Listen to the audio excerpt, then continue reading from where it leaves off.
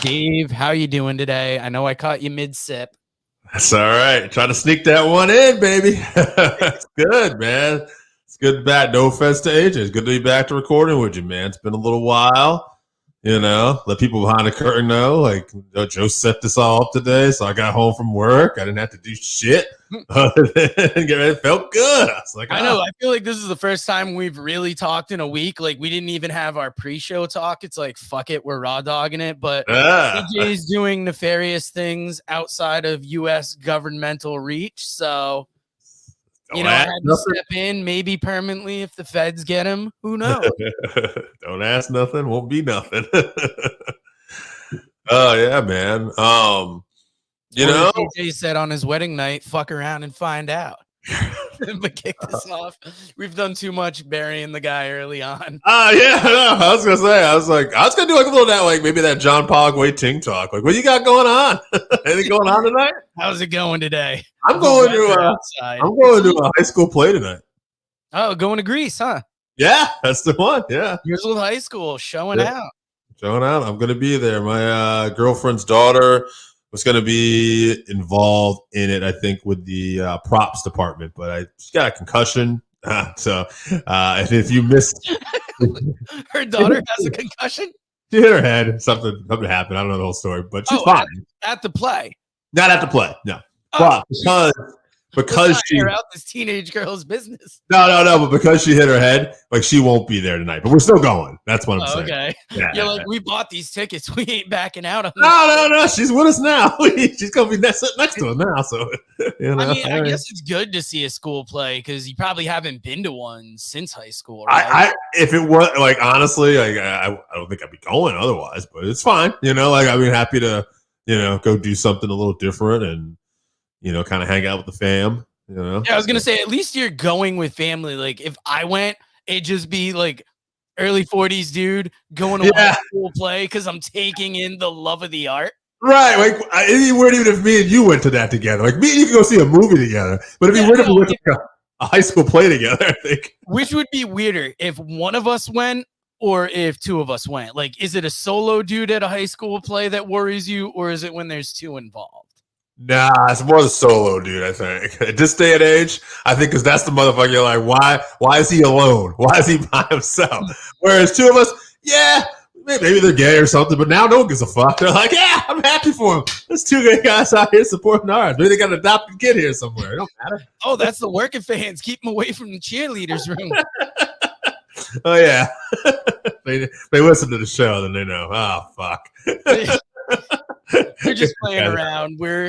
We haven't really talked all week. Last week we did a whole day of wrestling commentary, which is something we're new to and will get brought up later in the show. But later, all right, what are you talking about now? I don't give a fuck. I was gonna say because I was an 8-hour workday, right? Like you did, and like that. It was really, it's funny. I don't know.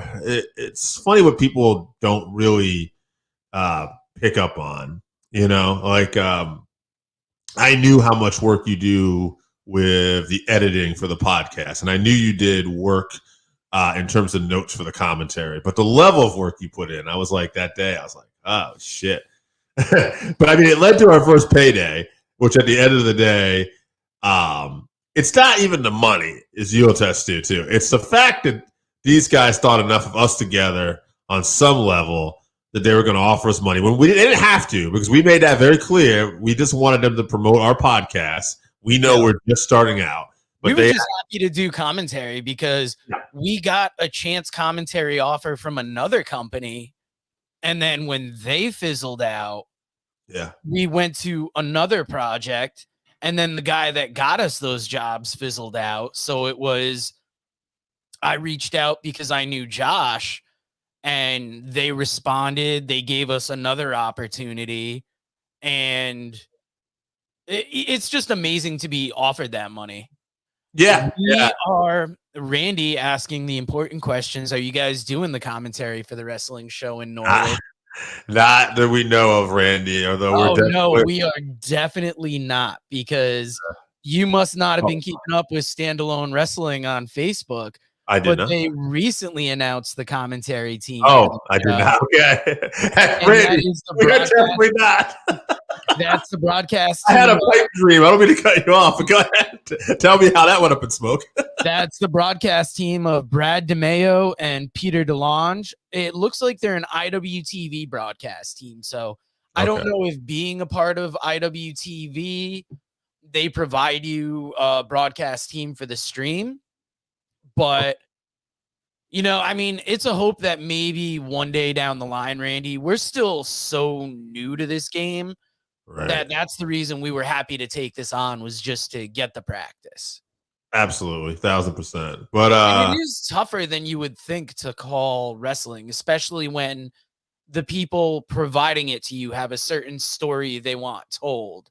And that's why it's important to have the notes, is get the background on everybody. Yes. Understand what the story is, and then put it into your own words. And maybe that's why WWE promos don't come off the best, because they're provided a script and expected to follow it exactly. We have guidelines, but we also have that creative freedom to present. Right. And I think another challenge too, and this isn't a knock at any of the, matches we call. There's a lot of great young up and coming talent on these shows. It's just that it's like, if you're not familiar with everybody, that's another thing too, right? Like, we take that kind of for granted, but like, even WWE, maybe we don't watch WWE every week, or maybe we don't like everything they got going on, but shout out to Thor. But making an appearance here. At the end of the day, like, we are so familiar with all these talents by the time they got to WWE, by the time they got to AEW, by the time nowadays most of them got to Impact, or, what was Ring of Honor, or any of this stuff. Like, we're just so familiar. So it's a challenging on that end. We have to learn I watch a lot of YouTube. Right. And if you want to follow New Heights Wrestling, go to New Heights Wrestling on YouTube and Facebook. And that's really what I do, is just try and stay up to date with them. Ooh. Randy asking the hitting questions. Would AJ be like Paul Heyman or Bobby Heenan on commentary? Neither. Because honestly, it takes a while to just get commentary down. So, I mean, we've done an alternate commentary with AJ, and it's not great. And it's not because AJ is not skilled. There's just not that practice there. You have to find a rhythm. And even if you listen to the recordings Dave and I did, if you look at Bound and Determined 2022, any of those matches, those were the first ones we were really calling and figuring things out. When you go to the Bulldog Bash, we sound a lot better. And on these Aftermath matches, I think we're hitting our stride. We're not figuring it out. Who would AJ be like, though, on commentary, you think? It was, I did not remember the guy's name, but if anyone wants to look it up for a laugh, Philadelphia Spectrum Wrestling back in the day, there was this guy, Dick something, that was just like the worst commentator of all time. And he was going, "Don't you just love it? Don't you just love it?" And I was going to get it as a joke. AJ, I mean, what would his style be more like? How about that? Because we ain't going to compare him to Bobby Heenan or Paul Heyman. But his style? That's a good question, because I'm trying to think. Who's a wrestling announcer that really tries to be funny? And sometimes, always joking. Yeah. Sometimes it works, and then sometimes it's you're just going, "Yep." I don't mean it as an insult. I'm just trying to break down AJ's style and seeing how it would hit. Yeah. So, I mean, if you just take someone who's trying to be funny, Matt Striker. Yeah, I don't know. I don't know about Matt Striker. Matt Striker, I feel like, no, that's not Matt Striker. I don't see that personally. He's the only one I can think of that really tries to get a lot of joking in there. The reason it's tough is because commentary takes a lot of prep, and AJ is off the top of the head. Right. So it's kind of like apples and oranges in that respect. Yeah. Agreed. Because we're not trying to pick on him, but I think commentary would be a real adjustment for him. And especially he for would what get you it do. eventually, but like I For don't what think you're doing. Yeah, the guy who has to tell the stories. For the most part, I'm calling the matches, even though like I'm not doing move for move either. It's kind of like we both try to hop in and help each other out. It's different, but to do the actual storytelling and all that background into it, that's another story altogether. That's a different skill. AJ would be like a good maybe second color commentator if the only thing he had to do was sell you on the company, sell you on promos. Pitch man. Yeah, because I mean, it's fair to say AJ's kind of carny and he can really put over that side of wrestling well. Like he can sell something to you that's not that great, but make you believe like this is the best thing ever. Make you believe. There you go. Randy, I hope that's a good answer for you, buddy. Do you believe? And we've been really kind of, just giving you all the miscellaneous first, but you guys usually cover Dynamite every week. Yeah. And I jumped in last week because AJ was a little glitchy. Yes. But let's kick this thing off, man. I'm actually kind of getting antsy for it now, too, because I want to talk about the very first thing we opened up with. I talked about it the other day before it happened, how excited I was for this. It didn't disappoint. Dax Harwood, Cash Wheeler, CM Punk on commentary, specifically just for this one. Wow. This match, Joe, obviously I'll get your comments on it just like with AJ, but I just want to say, to me, all the little like tributes they did to Bret Hart and everything, and it's what I expected, but it's what I wanted.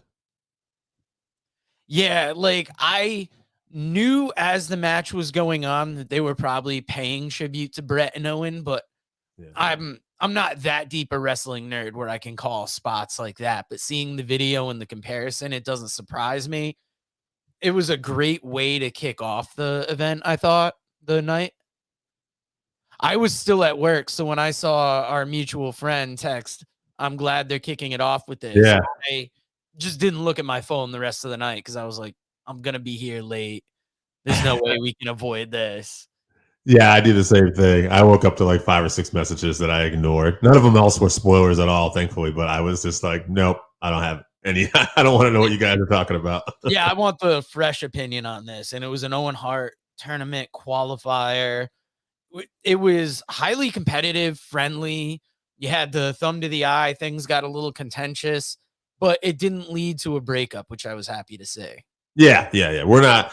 Yeah, there was a great road to before this, and it basically explained how this was them wanting to do this just because it was important to them, and that they were like brothers. I couldn't recommend that enough too. But yeah, I said this before. I'll say this before we go to the next segment. I'll leave you with this. Dax Harwood to me is a guy that could be the TNT champion and reminds me of what Iron Anderson would be in that role when he was the NWA/WCW TV champion. I could just see Dax having these competitive matches where some he'd win or some go to like a 10-minute, 15-minute draw or something. And, just especially having somebody like, even though they got rid of him, a Tully Blanchard in this corner, you could just see it. And, I think there's a ton of potential as Dax as a singles competitor in particular, if they ever want to go that route.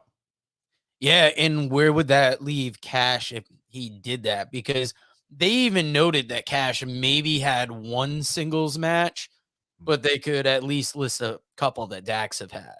Yeah, and they were hell matches like with Jungle Boy, CM Punk. So yeah, and that's not I just think Cash he's that guy. He's he's the Dennis Condra. He's Stan Lane, and Dax is Bob Eaton. Like, Dax is the guy that could have that singles run out of the two of them. And maybe the more we see of Cash, I'll change my mind because, and this is no slight, because it's just out of the two of them, Dax seems to shine a little more as a would-be singles competitor. And maybe that's because we've seen him more. Yeah, it's kind of how they're presenting people. I'll bring it up, in the next real match we get to, because Adam Page was off this show with COVID. So we kind of had this fill-in segment where it was half like a video recap And then it was just Punk picking up the mic, walking around the ring, and we get the announcement for the main event at Double or Nothing. It felt thrown together, but it worked. Yeah, I'm sure it had to be, given the fact that Hangman got COVID. There was something I picked up on, and I heard Wrestling Observer talk about it too, was Punk made a little line about, I don't know if I'm going to win, but I know that Hangman's going to know he was in a fight. And when a babyface typically says, I promise you one thing, I'm going to win, you go, okay, he's probably going to win.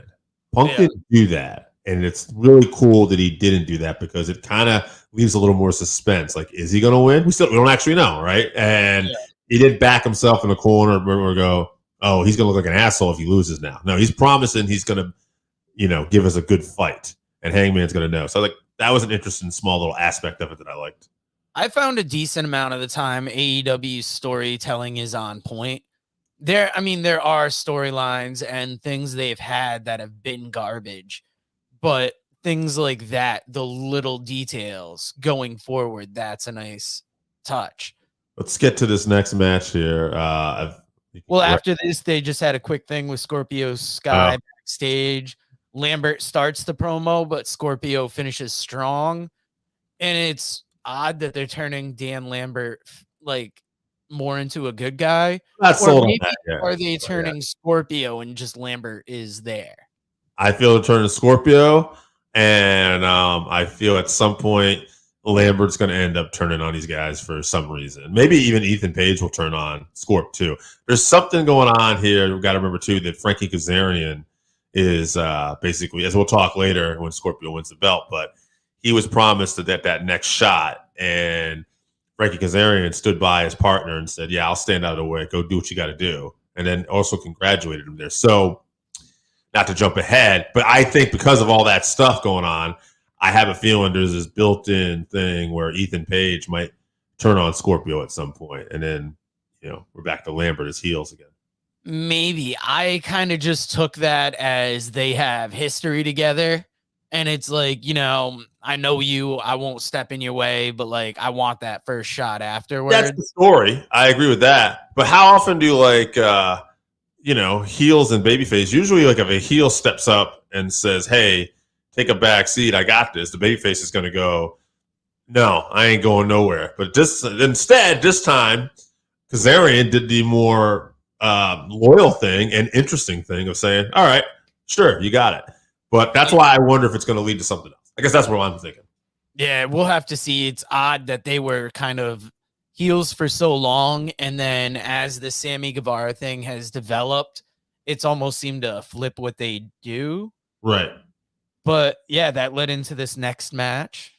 Blackpool Combat Club versus The Factory. QT Marshall, Aaron Solo, Nick Comoroto. I love everything about the Blackpool Combat Club so far. I love Regal on commentary for this match. I love the fact that he just comes out with Yuta and kind of gives Yuta, he's taking almost more of a personal interest in Yuta, basically saying Yuta's our guy. He's still doing this though. We're still he's not Moxley or Danielson yet, but this guy belongs. So I don't know. I like a lot of little things. I didn't like this as much as the week before when they were taking on Brock Anderson, Dante Martin, and Lee Moriarty. I thought that was more of a interesting match, but this was still good. I really enjoyed this. It's because it's The Factory. I was going to ask what the significance of Regal coming out with Yuta now was, because when it was just Moxley and Danielson, Regal would come out with Danielson and then Moxley would come out by himself. Now Danielson comes out by himself. Yuta comes out with Regal. Regal goes to commentary. Then Moxley comes out. So I don't know if there's any significance with who Regal comes out with, or if he's just the last person to come out with somebody before Moxley. Yeah, you could argue. That's great. You can kind of interpret different ways, right? So, Moxley's the loner. So you could look at that, right? Moxley's always going to come out by himself. But I just like to think that it's Regal kind of giving his endorsement every week to Yuta. And reality is that's, behind the scenes, that's probably the guy you want coming out with Regal, right? You want him to shine and, he could use that little extra something because Yuta's still, making his way here. Yeah, with the people that AEW has worked on developing, I think Yuta's been the biggest surprise because I've always enjoyed him. He was good in MLW, good and beyond, but there's something about him now and the way he's presented that he just seems like so much more. Absolutely. Yeah, he's done a hell of a job of really just getting this character over as this, I want to be taken seriously and I'm a badass now. I don't know. I'm curious to see, I think they speculated this on Post, but I'm curious to see where Blackpool Combat Club ends up for the Double or Nothing pay-per-view, because right now they're basically just coming out there and kind of beating people up. So there's no story currently with them, with anybody else. But like AEW has so many different trios that I could see easily them being plugged, and they're going to be hugely over whatever they end up doing. That was something they mentioned later in the show when we had another trio pop up. But if you look at this, you've got 2 trios teams here. Sure. They've got at least 3, 4, maybe 5 more. Definitely at least 3 or 4.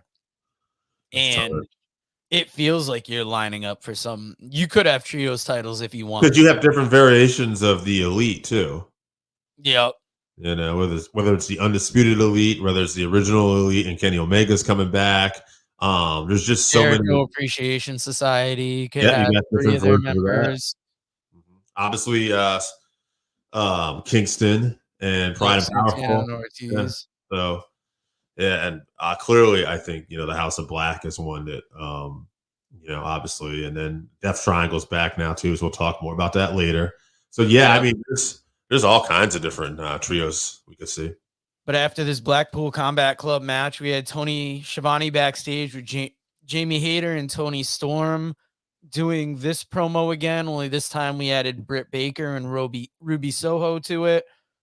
I think it does a decent job at hyping the Hayter and Storm match because you're seeing them week after week. I'm a little tired of it by this point. Like, kind of, what are we leading to? What is the point of repeatedly putting this in front of us? I mean, maybe it's kind of similar, almost what they did with Jay Cargo and having that 30th win and taking on Maria Shafir. It's kind of like almost we're just trying to put match special. Right. We're just trying to put a little emphasis on that. Yeah. And then, I mean, they do a lot better with video packages with that, as obviously we'll bring up later. But this was followed by Jurassic Express backstage. Hobbs and Starks interrupt the interview to challenge them. That's really all I got to say. Like, well, they're not a terrible team, but I'm just not into them. I'm kind of past Jurassic Express. But there is one little what they can do to spice it up. There is one little thing in here, though. Jungle Boy had made the comment, I feel like a sore loser or something. And Christian said, well, no, that's because you are a sore loser. And he said, well, we can fix that. But it was just that little bit of like shock and turn around. I feel like we're planting the seeds for a Christian heel turn. And I think, honestly, Christian needs to turn on this team. And we need to do a Jungle Boy Christian feud. And I think that feud makes sense because you got the veteran heel, the young up-and-comer. And then I think something else has to be done with Luchasaurus. I don't know at this point, but I just think we've moved on. And I don't know if they're going to do it because they're still a popular team. I think they're going to break up at some point, but I'd like to see Hobbs and Starks get the belts. Yeah. Like, it's weird because with this team, I feel like you got to do something to spice them up. I think that's what they were hoping for when Christian joined, and it just doesn't. Maybe it hasn't done what they expected, but it's not much. I think Christian seems less important. Like when Christian first came in and he won the Impact title, and when the Impact title was still part of AEW and he beat Omega, that's when it was most hot. And then after that, he kind of slipped into this thing. And I don't know. I think it's all just kind of like steadily, we just lost interest. Yeah. And then we go on to our next big match here, Wardlow and Lance Archer. As you would say, a couple hosses here, right? Big hoss fight. Wardlow basically gets the W here, but I mean, the big thing here is the story, right? We're still building to that story with him and MJF, but I can see you want to say some stuff about his match. What were your thoughts? I like it, but I just feel like maybe Lance Archer is 4th or 5th. They do a lot of these where you got to go through several guys to get to the main guy. And they do it decently, but it never feels like it's in the right order. Like, this was a good big man battle, but kind of where does it leave Archer? Wardlow keeps getting more and more popular as the weeks go on, and now it's kind of like Archer just kind of didn't get jobbed out, but it definitely felt like he could have been used better. Well, we know, they basically made it very clear where they see him ranked, and like they see Wardlow way above him, which is it. I mean, obviously, Wardlow's the hot commodity right now. I get that, but yeah, like it does make me wonder. Like Archer's a guy with all his experience in Japan, his size, and everything. You just feel like you'd like to see a better place for him in the company. He's one of those guys they've actually not been able to, I think, capitalize on. Yeah, he doesn't need to be developed as much as Wardlow. Wardlow's kind of in that Wheeler Yuta thing where AEW's done him a ton of good. If you want to do Lance Archer good, sign Davey Boy Smith Jr., bring back that Killer Elite squad. And I mean, you've already got the Japan tie-in. Like, it seems like a no-brainer with him. Just this thing with Jake doesn't feel like it's working. And even on his own, he's kind of mid to nothing for them. Yeah. That would be some great tag team champions right there. I'd be very interested in seeing those guys back together again. Definitely. Believe we went to Jericho Appreciation Society sit down next. Eddie Kingston and Santana Ortiz.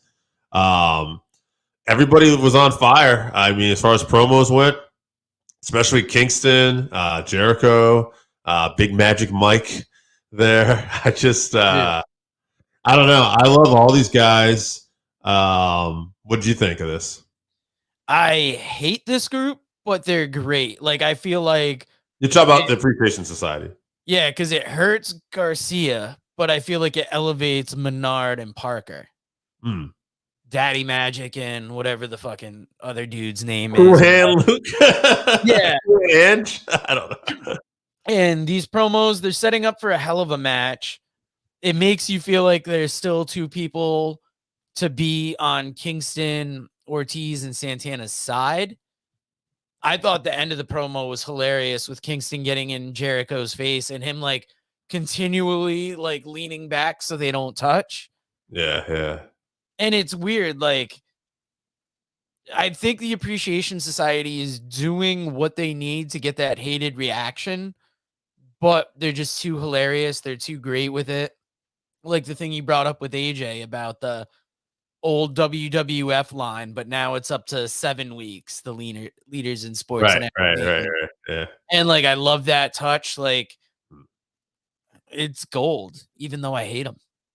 That's what you want though, right? I mean, they're getting a hardcore fan like you to hate them. So I think that's a pretty good sign. And they're doing what they're supposed to be doing, honestly, because we watch AEW for pro wrestling, not for sports entertainment. So they're doing like they're being the best heels they could be because that's what they're being, sports entertainers. They're being over the top. Smart. It's one of the Jericho ideas that's hitting better than others. You know, because the man is a genius, but there are just times where it feels like an idea will get rehashed and it doesn't hit maybe like it did before. And this one, it's the guy continues to reinvent himself, and that's why I stay a fan. Yeah, no doubt. After that, I believe we went to the Philly street fight. Well, we had the video package really quick for Sammy and Scorpio Sky. Oh, okay. Good little hype package for the match. Sometimes these are just little throwaway things that they'll put up in between, but they do so good with their video packages of making things matter. Like this ladder match kind of came out of nowhere as a ladder match. So you got to kind of do what you can to give it the hype that it would need. Oh, yeah. I'll talk about this towards the end. I definitely have some stuff to say about some of this. I enjoyed the match, but there was a couple things where I'm like, what are we doing? Yeah. Now, this Deeb Shida match, though, I have to say, it's another match where it's kind of like in the middle there, but AEW did a good job, I thought, of, kind of maybe they take a week off, but then they'd remind you of something, and then, okay, this feud's still here. And when it was over, I'll get your opinion on it. One thing I thought was, I was like, oh, Deeb went over. It surprised me a little bit until I thought about it. I'm like, oh, they need another heel besides Britt Baker who could be strong and face Thunder Rosa. And no sooner did that thought pop in my head. And I'm watching this in the bread truck at this point, by the way, too, the next day. So I'm listening mostly, but I happen to look over, and then I see Thunder Rosa staring at the monitor, and I'm like, okay. Yeah. It's been good long-term storytelling. It's been, like you said, pieced out throughout the weeks. And this match took place in the city where the rivalry began. So that's a good attention to the story. And it was a good match. Good hype led to it. I wasn't as excited for it as I should be based on like the good storytelling they told and everything. Yeah. I mean, at the end of the day, AEW just has so much going on, and so when you have so much good stuff going on, it's hard to get excited about every single thing. Too. Yeah. And I'll mention it when they talk about next week's Dynamite. Sometimes they just drop things on you and it's like, that's not a pay-per-view match. Like it's something we've been waiting for. And then all of a sudden, boom, it's here. Right. Some things they give you hype and they lead it throughout the weeks, and some things they surprise you with. And it's a good mixed bag of a show, but sometimes it just feels overstuffed. Now, did we go to the it looks like House of Black in the ring next? Do I have that right? MJF and Sean Spears backstage. Oh. MJF gets on the phone. Let's talk about that. Calls somebody and very much hints that it could be Big Kaz. Yeah. A very smart way they did it. They get around. I mean, they use their old catchphrase, but like very sparingly, and didn't say exactly who it could be. I wouldn't be surprised if they came out of left field and gave you Enzo, but I feel like it's going to be exactly who we expect. Gotta be Morrissey. I can imagine, like, what a weird thing that would be if, like, from a story perspective, we're going to take out Warlow. We brought Enzo. Just would look. Yeah, continuing that, I believe Morrissey is still signed with Impact. You get some crossover there, not as much as we used to, but there's a couple next week. Yeah, AEW's done a good job of that talent sharing and that thing we like in wrestling where somebody in one promotion pops up in another. Right. Yeah. Yeah, definitely a lot of talent. It seems exchanging still with we've been seeing it still with New Japan and Impact. And now we're seeing it obviously with New Japan and AEW. You're going to have a pay-per-view together. And it is nice to see some of those Impact guys get back in AEW again a little bit. So that made me happy. And if you watch New Japan Strong, it's not uncommon to see a few maybe AEW or Impact guys show up there too. So good on Impact. Yeah. Just to stay relevant still after all these years. Yeah, and good of Tony Khan. Like, he doesn't, it's not like he brings the Impact guys in fully. He just features them on a shot. Mm-hmm. And that's things you would see in the old days more, like in the territories. Yep. That's a detail that I like seeing. Plus, it switches up your talent. Absolutely. So after this, we got the commercial break. House of Black attempts to unmask Fuego del Sol, only to be fended off by the return Rey Fenix and Death Triangle. Again, a lot of trios in this company. I thought this was well done, and it was a great way to show that, because House of Black has pretty much had the upper hand in everything they do so far, for the most part. So for this one, for Death Triangle to kind of outsmart them, that was a nice little touch. Yeah, I really liked the production of the whole segment, the way it unfolded. It was during this segment that I believe Excalibur noted how many trios teams they had. And then I'm like, yeah, we've seen like 3 or 4 tonight. So great. It was a good return for Rey Fenix. I wonder if they did it on TV, knowing that the Triple Mania that's happening in Mexico, I believe tomorrow night, maybe they were getting ahead of it, presenting him on TV. Either way, it was a great return. And I believe after this, we go to talk about trios. We have our 10-man tag match. We had Tony Schiavone backstage with Swerve and Darby Allin. Just a quick segment to build the match for Wednesday. And it makes sense that they would be familiar with each other. Darby being from that Pacific Northwest and Swerve doing a lot of time in Defy Wrestling. And this was a match that they're surprising you with, because for the live crowd, this is where they're finding out what they're going to see later that night. Yeah. But then you're like, wow, that is an amazing match. And just a little touch that you needed to hype it up, get you more excited for it. And that's an Owen Hart tournament match too, I believe. Yep, qualifier. Yeah. I love how they're doing qualifiers for the tournament, because you're getting like a whole nother round out of the thing. Right. Yeah, I love it too. I love the fact that we even have a tournament for Owen Hart still. Like, that's just well deserved. And then I believe we have our 10-man tag match. This is the basically, I think they're calling them the Undisputed Elite. Came out with a shirt after this. Yes, Adam Cole, the Bucks and Dragon versus Dante Martin, Varsity Blondes, and Lee Johnson and Brock Anderson. And not a surprise. Obviously, the Bucks, Red Dragon, and Cole were going to get the victory here. And the baby faces all had good showing. But what I thought was interesting was after the match, too, was that Cole gave the Bucks the T-shirts to put on. And they kind of like nodded their head like, all right, well, let's do it, But to me, I still think at some point, like right now, they were going with Cole as the leader here a little bit. But at some point, Kenny Omega is going to come back. And that's where it's going to be interesting to see what happens there. That's going to be the next interesting wrinkle in the story. Right now, you can really see that, they even put it over on commentary that they're now united. So they're going to go forward for a little bit. They can even stay as a united effort. And then when Kenny comes back, you have that built-in match with him and Adam Cole. Mm-hmm. I like what it did for the Undisputed Elite, but then you look at the flip side and, Brock Anderson's still on the come up. So him and Lee Johnson, if you're looked at as enhancement, it's not terrible for the moment. No. Varsity Blondes, on the other hand, maybe it's just Brian Pillman's name, but I feel like that team's almost relegated to that enhancement status, which Pillman has done good about not jumping ahead of where he should be in the business because of his name.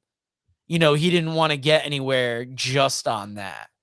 But I feel like he's been in there enough. He showed enough. He should be better than this enhancement. And Dante Martin just doesn't have great luck. Like, every time his brother comes back, it's the team you should get. And then he goes out injured again. And then he has to figure out this whole singles run again on his own. So it's weird, his trajectory. I just feel bad for everybody on the losing team, because it feels like I think a few of them. In particular, Pillman, I didn't really think about this before, but since you brought it up, I think Pillman just seems like you could do more with him in particular. Oh, yeah. Point. Right. Like it maybe a different tag team. No offense to Garrison, but maybe a different tag team, a new look. Maybe not the Varsity Blondes. That feels kind of nice. This feels like something his dad might have been doing back in the day, but not the Hollywood Blonde. This might have been with him and Tom Zink, just like the late 80s, 1990s baby faces. Like, yeah, let's do this. And it feels a little out of touch, but it's like you could tell that story, but I feel like that story's past now at this point. Like, I want to see something different with these guys. Maybe they're letting them simmer, so when you do get the breakup, it's that much more. Because if you think about it, we just had Julia Hart showing some difference, so maybe something happens where she breaks away from the group, and then eventually they slowly split. I trust AEW's long-term storytelling, but I just hope they come out on the better side of it. Yeah, I don't know. I mean, Pillman, maybe, I don't know when his contract's up. I mean, he's a guy that could benefit maybe going somewhere else, going New Japan, maybe do something with that in ring a little bit too. You know what I mean? And work on some other stuff, If you look at it, he's worked his way up from MLW, where he was in that New Hart Foundation. That helped him. But then with Teddy Hart gone, he kind of needed to find something new. And it was around that time that AEW sprung up. So he kind of stepped up his game and, got that new identity with the Varsity Blondes. So maybe it just takes time. I don't know. Yeah, but it's such a, there's so much talent in that promotion. It's easy to see how people can get lost. Oh, definitely. I believe we have something's about to get on fire in this next segment here. Yeah, Jericho Appreciation Society backstage attacking Kingston, Santana, and Ortiz.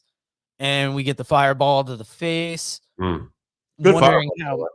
I'm wondering how that's going to be sold as things go on. Does this gotta lead to like a blood and guts / war games match? I feel like or maybe the Stadium Stampede. Stampede, yeah. Who's going to join Kingston, Santana, and Ortiz as kind of I alluded to earlier, because they even mentioned it that they're down 5-3. Yeah, right. Who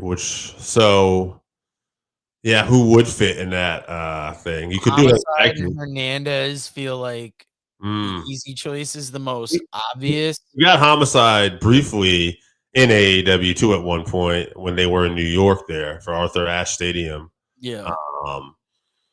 So Homicide's definitely one that could be. You could bring in a team from the Indies. You could bring in somebody already there. I guess you kind of have to see as the story goes forward, because where we're at right now, things are heating up and there's an obvious numbers advantage. So I feel like the next beat of the story is how do they even up these numbers and how do we clash? If he wasn't such a heel already and everybody hated him, I would say Sammy would make a possible good fit to help Ortiz and Santana, given the history there. Maybe I feel like now. I think we've gone a different direction completely with him. So God, maybe worst case you get Sky and Kazarian, like on the more disappointing end of things. Yeah, I like your Homicide idea just because I think that's a good nod to, some of us hardcore fans, and I think Homicide sometimes too should get a run. Like I know he's doing stuff with NWA now; he's like their junior heavyweight champion. But Homicide to me is a guy that just on what he's done for the business should get a little bit of that time in the mainstream. He knows Santana and Ortiz too, so the connection is there. You got the LAX connection, but we'll have to see where it goes. Now, this was followed by a Rampage preview. So tonight on Rampage, we are getting Swerve versus Darby in an Owen Hart qualifier. Hook and Danhausen face-to-face confrontation. I was very happy because I thought this was a match.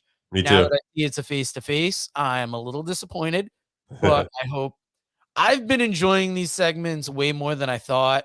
I know AJ says Danhausen's good in the ring. That's a fucking lie. He is personality. He is likable, but fuck him. And I hope Hook really fucks him up. You got Jade Cargill, Red Velvet, Kiera Hogan versus Willow Nightingale, Trish Adora, and Sky Blue. Yes. Very excited for that.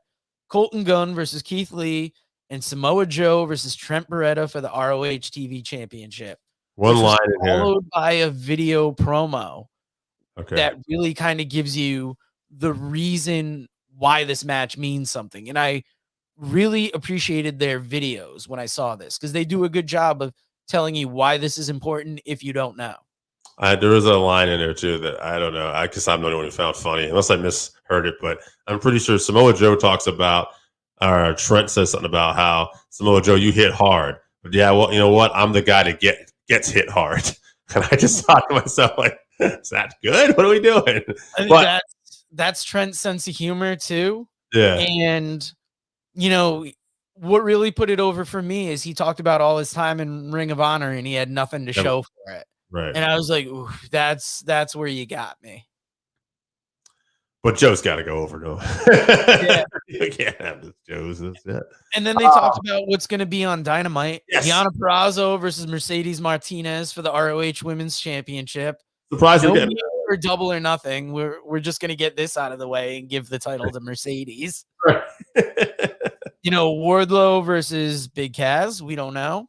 Yeah. And Bobby Fish versus Jeff Hardy in an Owen Hart Cup qualifier. That's going to be very interesting. It's interesting, too, because O'Reilly and Cole have already qualified. So you could go that route. But I feel like this is Jeff Hardy's first big single match in AEW. I don't see him losing. So to me, I got to say Jeff's probably my man. Cage my IQ in the comments. I was about to but our man was there live. Hopefully he can tell us a little bit about how the crowd was, because I know when we saw them in Bridgeport, the crowd was on fire, as a lot of AEW crowds seem to be.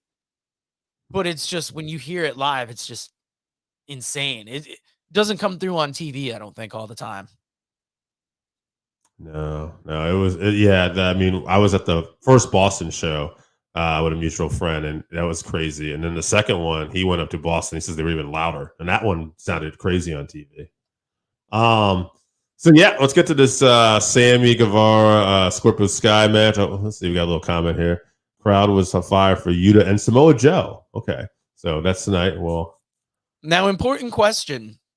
Cage My IQ. I know he brought his son to the matches, and it's always interesting who kids latch on to versus, who us as experienced wrestling fans. So who did your son pop for? Dave, you want to get into the main event? Yeah, I mean, what a interesting match this turned out to be. Now, first I have to say too, when Scorpio Sky hadn't lost in 400 something days, and then he just doesn't really defend the title that much and then drops it to Sammy, I was like, what the fuck was that? What was the point of that whole reign? Then Sammy becomes a heel throughout this whole thing, and Sammy loses the belt back to Scorpio. It was a little weird, but at the same time, I think it's to put over Sammy as a heel now. And we're back on track with Scorpio getting this win and getting the belt. This crowd was on fire a couple times, like our boys Case Mike Q said. Like, I mean, especially when the ladies came out, when Paige came out and Ty, and they were brawling, and Scorpio and Sammy were all brawling at the same time. That was what I thought the crowd was like at its peak. The barbed wire ladder spot was insane. Overall, the false finishes were crazy. And I talked to a guy that day that said basically he hadn't watched it yet. And he says, well, I know Sammy's going to win. There's no way they're putting the belt on Scorpio Sky after this. Wrong. So, but I really enjoyed the match overall. Son is a big Samoa Joe fan, not surprising, especially given the way they build him.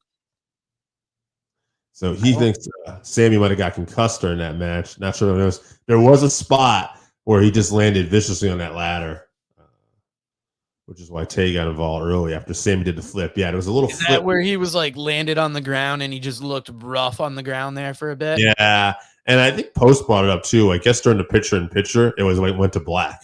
Like we couldn't see what actually was going on. Wow, I watch it on the TBS app a lot of the times next day, like rarely live, because if you try and watch it live on the TBS app, it sucks. But the TBS app doesn't give you picture-in-picture, so I lose a lot of that. And I'm not a huge fan of picture-in-picture anymore. Yeah. So, but that's why I was interested. They noted that.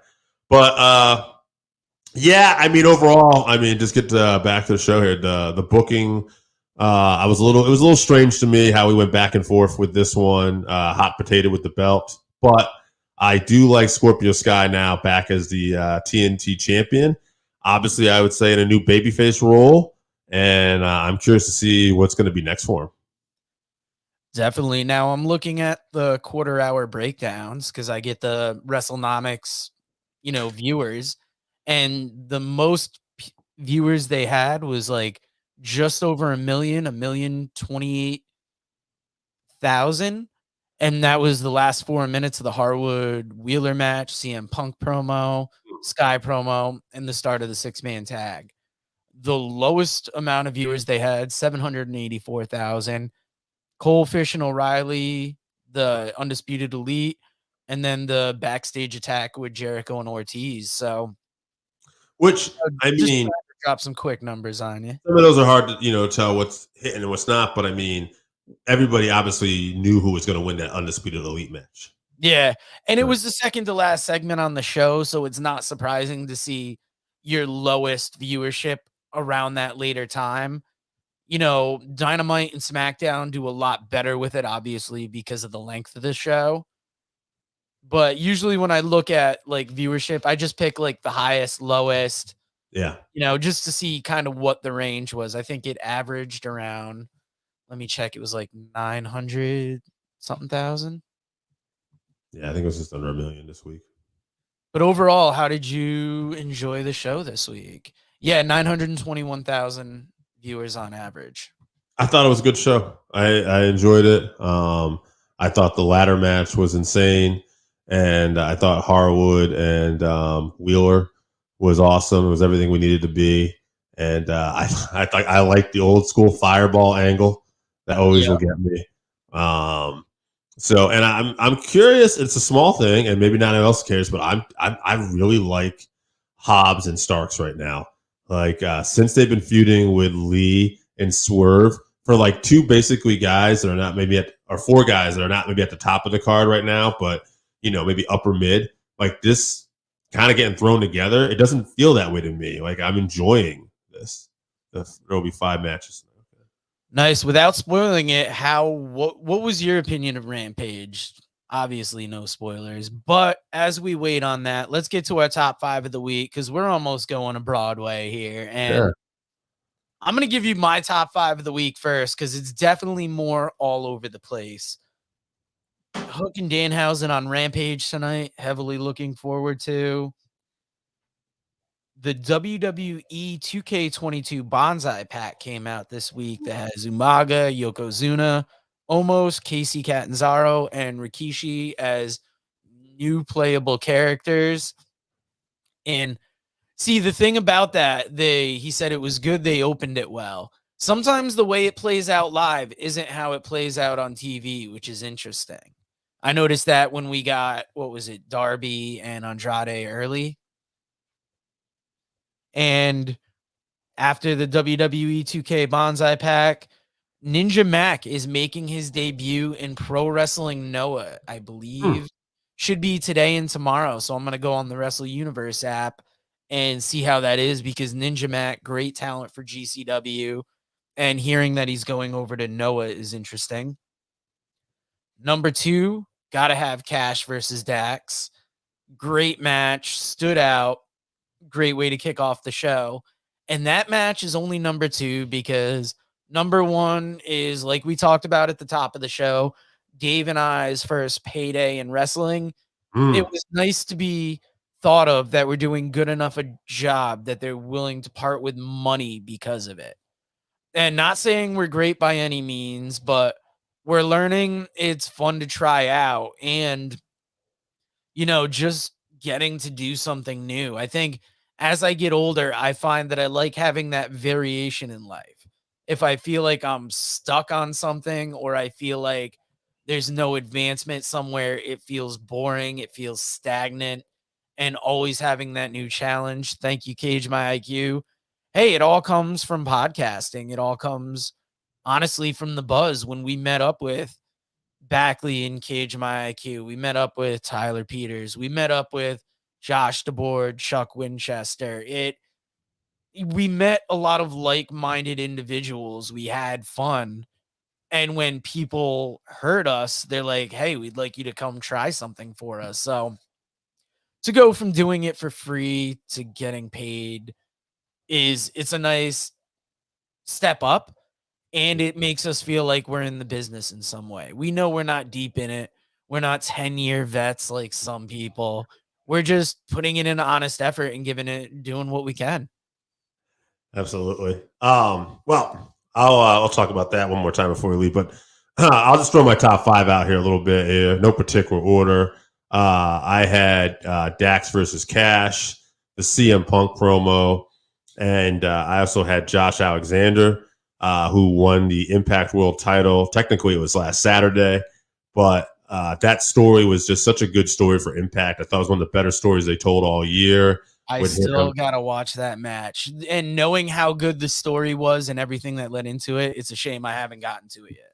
Well, yeah, and also, like, there's more stuff that comes this week on Impact, and he'll, I guess I'll just say it, but he's going to end up wrestling Ishii, and that's going to be next week on a Rebellion, not Rebellion, whatever they're doing a special Impact Plus event. So one of those events is going to be, which I think they've been building Ishii up well in Impact. He beat Jonah, he beat Eddie Edwards. So, I'm looking forward to that match. Ishii always delivers too. So then we got Scorpio Sky, of course, winning the TNT title. I just thought that match and just really happy for Scorpio Sky because to me, I think this guy deserves to be getting this push. And one other thing I had to put in, Another match last night, Joe might not have said. I won't even spoil this if he hasn't. But Hammerstein versus Fatu versus Hans Kruger there. Hans Kruger. Yep. Yeah. Awesome three-way match. MLW did a great job with this main event. MLW does a really good job sometimes when they build up their main events and the stories. Like, it feels like a big-time WWE or AEW main event sometimes. And that's just how they build their top guys. I'm very excited because the SATs, the Maximos, announced they will be back with MLW at their Philadelphia event. And SATs were big in the early years of MLW, so it's exciting to see that. And Cage My IQ asks, thoughts on Ospreay getting COVID and being removed from the U.S. title match? I don't know if this is New Japan proper. I haven't kept up with them as much as I should, but, you know, even though I was thinking about it the other day, it's weird that we're going around without masks now and we're comfortable when, you know, not too long ago, it was like everybody was worried about getting sick. But you could see with Hangman Page, you can see with Ospreay, we're not out of the woods yet. And I don't know really what to think about it. It's a shame because what I've seen of Ospreay lately in New Japan is great. I have to get back on watching New Japan. It was right. He was going to wrestle Tanahashi, but yeah, it sucks. I didn't know he had been. I didn't know he had got COVID too. I knew Hangman did. I know one of the world champions from the Noah promotion did. So it's just, yeah, it's going to happen. I don't think it's one of those things. And if you watch the Marvels, I guess we're going to have a lot of variants of this COVID too. So Ospreay has been tweeting towards Omega 2. That is very interesting because we have this Forbidden Door pay-per-view coming up, and you have to set up who people are going to be facing at Double or Nothing, but then you've got the Forbidden Door right behind it. Could Kenny Omega come back?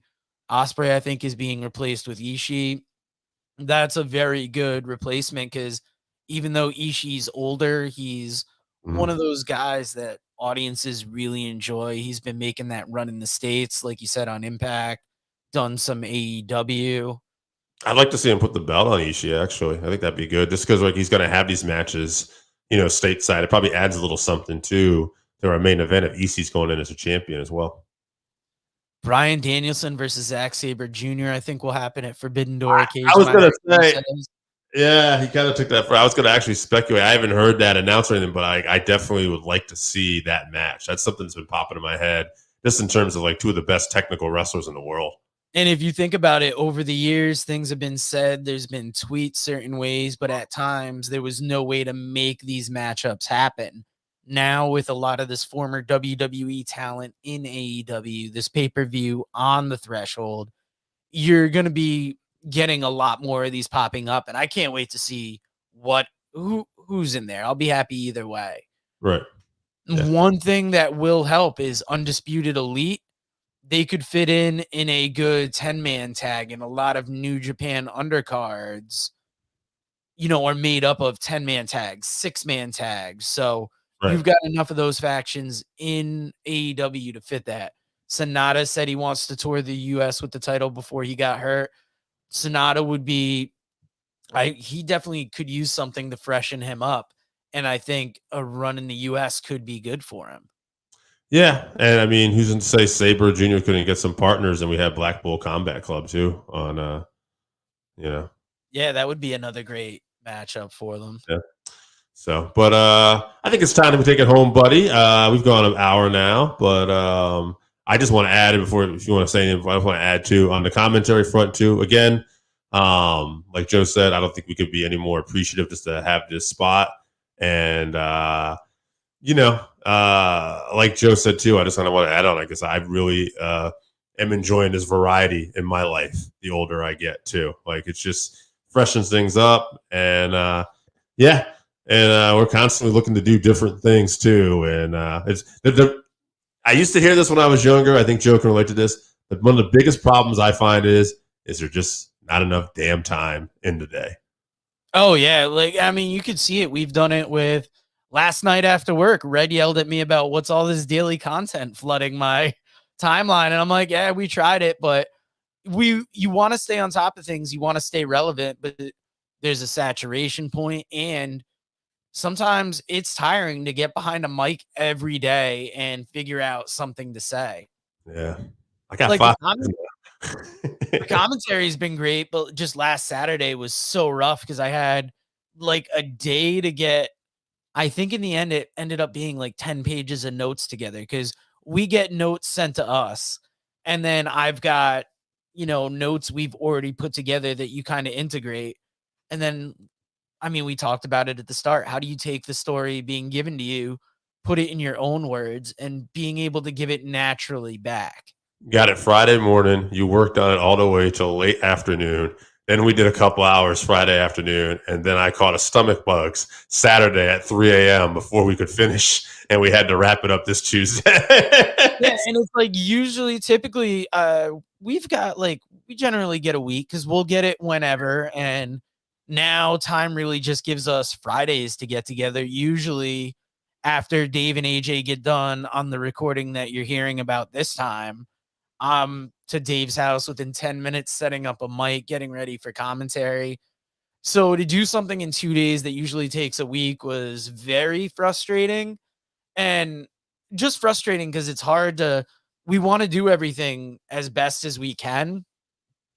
But like you said, to bring that enthusiasm, to bring all the little things you need, it's tough. And to do it on such a short timeline, but like we said, we enjoy doing it. So thank you, Josh, and everyone over at New Heights Wrestling for believing in us. And thank you guys for watching us. And we will see you again.